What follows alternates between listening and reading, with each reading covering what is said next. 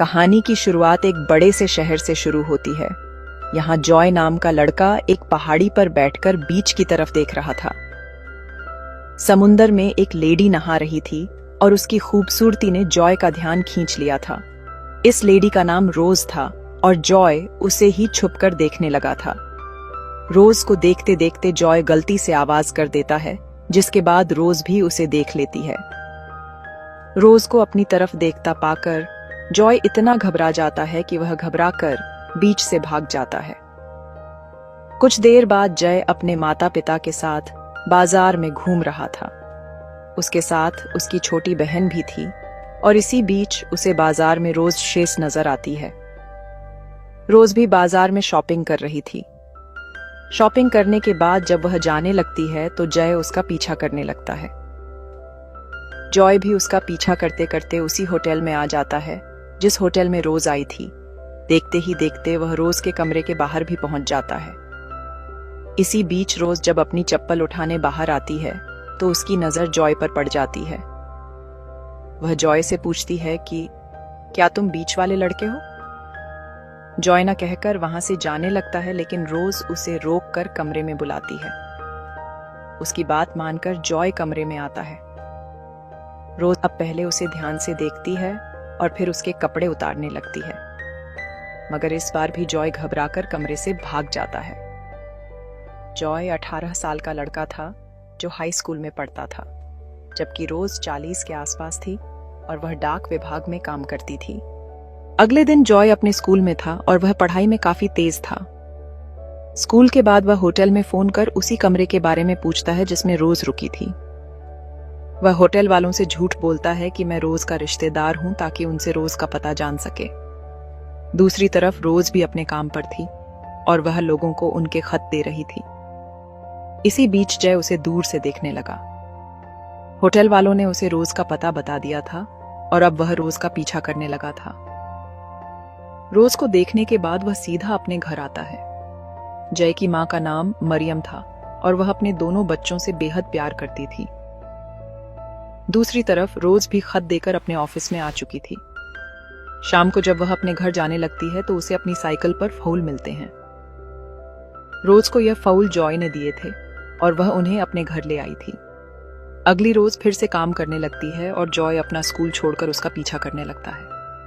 Joy को अपना पीछा करते देख रोज पहले साइकिल से उतरती है और फिर जॉय के पास जाकर पूछती है कि तुम मेरा पीछा क्यों कर रहे हो? जॉय झूठ बोलता है कि मैं यहां से गुजर रहा था, लेकिन रोज उसका झूठ पकड़ लेती है। वह उसे अपने से दूर रहने को कहकर वहां से चली जाती है। रोज की इस बात ने जॉय को उदास कर दिया था। शाम होते होते जब रोज अपने घर आती है तो उसे घर के बाहर जॉय नजर आता है। जॉय हर हाल में उससे दोस्ती करना चाहता था, लेकिन रोज उसे बाहर ही रोकर कहती है कि मेरा एक लवर है और मैं उम्र में भी तुमसे बड़ी हूं, इसलिए हमारी दोस्ती नहीं हो सकती। इतना कहकर वह जॉय को चलता करती है और घर का दरवाजा बंद कर लेती है। रोज अभी दरवाजे के पास ही खड़ी थी, तभी उसे जॉय के गिरने की आवाज सुनाई देती है। वह जल्दी जल्दी बाहर आकर उसे संभालती है। गिरने के कारण जॉय के एक हाथ पर चोट लग गई थी, जिस कारण रोज उसे अपने घर में ले आती है। घर में आते ही वह उसकी मल्लम पट्टी करने लगी। जॉय उससे उसके लवर के बारे में पूछता है तो रोज उसे बताती है कि वो किसी काम से दूसरे शहर गया है और वो जल्दी ही वापस आ जाएगा। अब जॉय उससे पूछता है कि तुम होटल में क्या कर रही थी? इसके जवाब में रोज उसे बताती है कि इस घर में काम हो रहा था, इसलिए मैं एक दिन के लिए होटल में ठहरी थी। रोज की बात सुनकर जॉय कहता है कि मैं होटल में डर गया था, लेकिन आज ना तो मैं डरूंगा और ना भागूंगा। उसकी बात सुनकर रोज उसे अपने बेडरूम में ले आती है। वह भी काफी दिनों से प्यासी थी, इसलिए वह अपनी गुफा में धमाके चाहती थी। वह जैसे ही अपने कपड़े उतारने लगती है तो जॉय का पतलून में ही पानी निकल जाता है। जॉय आज भी कुछ नहीं कर पाया, जिस कारण रोज उसे घर जाने को बोलती है। जॉय जाते जाते उससे पूछता है कि क्या मैं दोबारा आ सकता हूं? उसकी बात सुनकर रोज कुछ नहीं बोलती, जिस कारण जॉय वहां से चला जाता है। अगले दिन जॉय पहले स्कूल जाता है और फिर दारू खरीदकर सीधा रोज के घर पहुंच जाता है। रोज उससे उसके माता पिता के बारे में पूछती है। जॉय बताता है कि मेरे पापा एक अमीर कारोबारी हैं। मेरी माँ को फोटोग्राफी का शौक था। मेरे पापा ने मेरी माँ के लिए एक स्टूडियो भी तैयार करवाया था, लेकिन मेरी माँ फोटोग्राफी में सफल नहीं हो पाई, इसलिए आजकल उसका स्टूडियो बंद ही रहता है। बातें करने के बाद जॉय रोज से छेड़छाड़ शुरू कर देता है और उसके गर्म होते ही वह उसकी गुफा में उंगली भी डाल देता है। इस बार जॉय ने अपने हाथ से रोज की गर्मी निकाल दी थी, जिस कारण वह काफी खुश हो गई थी। अगले दिन स्कूल के बाद जॉय अपने घर में था। उसकी माँ मरियम बाहर जाने वाली थी, इसलिए वह जॉय को अपनी बहन का ख्याल रखने को कहती है। जॉय को उसकी बहन की जिम्मेदारी देकर वह बाहर चली जाती है। थोड़ी ही देर बाद बारिश शुरू हो गई। जॉय की बहन टीवी देखने लगी थी, जबकि जॉय अपनी बाइक लेकर सीधा रोज से मिलने आ जाता है। बारिश के कारण जॉय के कपड़े भीग गए थे, इसलिए रोज उसे कपड़े बदलने को कहती है। कपड़े बदलते बदलते दोनों बेहद गर्म हो गए, जिसके बाद जॉय रोज की गुफा में धमाके करने लगता है। जॉय ने आज रोज की प्यास बुझा दी थी, इसलिए रोज काफी खुश हो गई थी। इसी बीच रोज को अपने लवर की गाड़ी की आवाज सुनाई देती है। आवाज सुनकर वह जल्दी जल्दी सामान ठीक करने लगी। जल्दबाजी के कारण वह जॉय को सिर्फ आधे ही कपड़े देकर बालकनी में इंतजार करने को कहती है। रोज के लवर का नाम विल था। रोज को उम्मीद थी कि वह जल्दी ही चला जाएगा, लेकिन बारिश के कारण विल जल्दी नहीं जाने वाला था। जॉय बाहर बारिश में भीग रहा था और उसे काफी ठंड भी लग रही थी। रोज मौका देकर उसे एक चादर भी दे जाती है।